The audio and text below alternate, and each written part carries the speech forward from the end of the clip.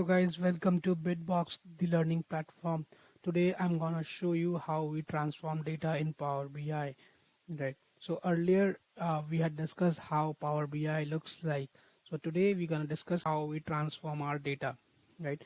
You can pull your data by two methods. First, by clicking the get data, and then you can connect your data.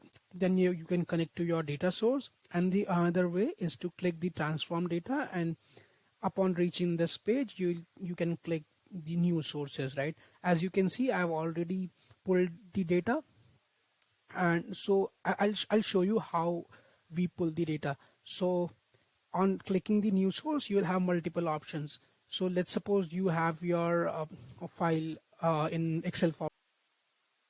You'll have something like this. So on clicking the Excel workbook, you can browse your file through in your PC or laptop or your whatever you have, right? And then you can click on clicking, you'll access, you can go to your file and then click open. So you'll have the data like this. Right now, this is called the Power Query Editor. So what happens here, you can transform your data and massage your data as and when required. Right, so this is the clean data.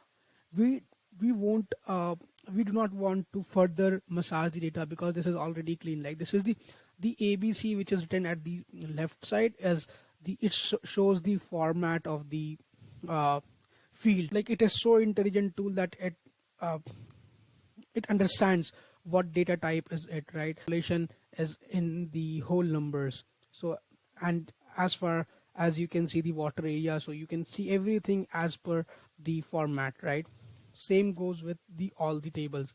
Then after loading all the data, you can click close. We'll discuss this in our next video. So till then, enjoy learning. Happy learning. Thank you.